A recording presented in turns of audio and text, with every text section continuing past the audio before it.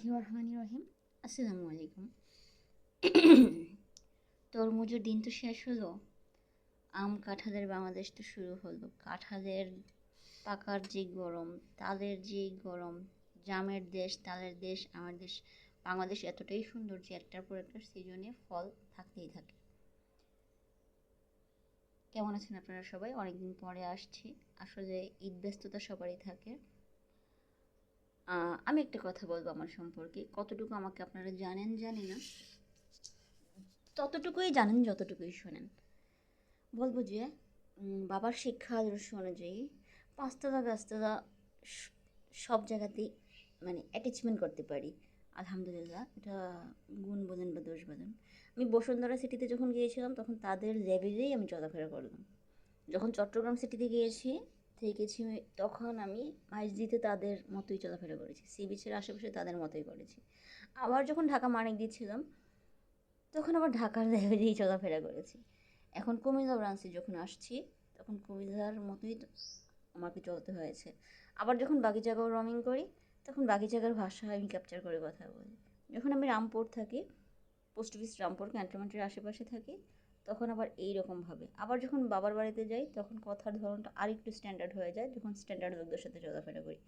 আবার যখন শ্বশুর বাড়িতে কিছু স্ট্যান্ডার্ড লোক আসে, বা এই তো ডাক্তার, উকিল, বা বিভিন্ন পেশার ভালো মানুষগুলো, স্ট্যাবলিশডের ভালো মানুষগুলো আসে, তখন তাদের সাথে কথা বলার ধরন আমার তাদের মতো হয়ে যায়।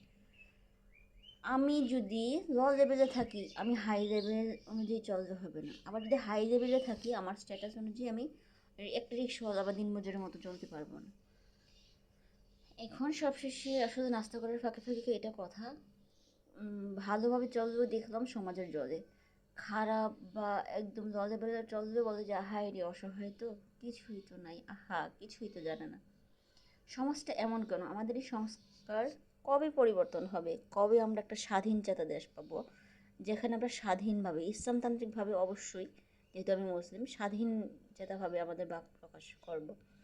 আমাদের কিছু মানুষের টাকার অহংকার এখনো যায়নি, অথচ বিশ্বাস করেন টাকার গুডাউন থেকেই চলে আসলাম যে না, টাকাতে সুখ নেই। সাথে সাথে দিনে দিনে যা উপার্জন করবো তা দিনে এক ভাগ রাখবো, আরেক ভাগ খাবো, আরেক ভাগ আত্মীয় স্বজনকে দিব, আরেক ভাগ মিসকিন করে দিব। এক ভাগ যে রেখেছি সেটা থেকে কিছু অংশ চিকিৎসা বাবদ বা হজ বাবদ রেখে দেবো, যদি সেটা আমার হালাল টাকা হয়ে থাকে। অবশ্যই আমার হালাল টাকা উপার্জনের টাকা থাকে। তো মানুষ এমন কেন? টাকার অহংকারে আসলে অনেক কিছুই তার হয়ে যায়, অনেক কিছু থেকে তারা বঞ্চিত হয়, বিশেষ করে ভালোবাসা থেকে বঞ্চিত হয় টাকার অভাবে।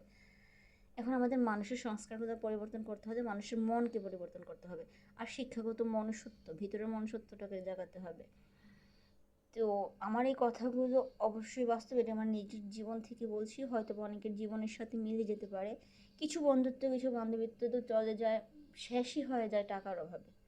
আর কিছু মানুষ তো টাকা আছে বলে গরিবরা আবার আমাদের মানে কিছু মানুষকে টাচ করতে পারে না, যে ওরি তাদের টাকা আছে তাদের লেভেলে যাওয়া যাবে। কিন্তু আমি দেখেন মাইক্রোতে যখন চলি তখন মাইক্রোভাবেই চলতে পারি, আবার সিএনজিওয়ালার সাথেও চলতে পারি, আবার অটোওয়ালার সাথেও চলতে পারি। এরকম গুণটাকে অর্জন করা আমাদের সকল মুসলিম উম্মাহের মানে দায়িত্ব বা কর্তব্য বা নৈতিকতার ভিতরে নেওয়া কি জায়েজ নাকি না জায়েজ আপনারা জানাবেন। আসলে সব ধরনের মানুষের সাথে চলা, সবার সাথে মানুষ হিসাবে সর্বপ্রথম তাকে ট্রিট করা। যেমন আমি নামাজে সূরা ফাতিহা পড়ি, আমাকে কাঠলে রক্তই আসবে, আমাকে মাটিতেই কবর দেওয়া হবে।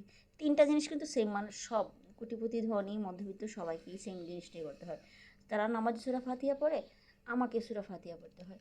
তারা যেরকম কাঠলে রক্ত আসবে আমারও কাঠলে রক্ত আসবে। তারা যেহেতু কবর যাবে, যারা মুসলিম, তারা তো আর শ্মশানে যাবে না, কবরে যাবে।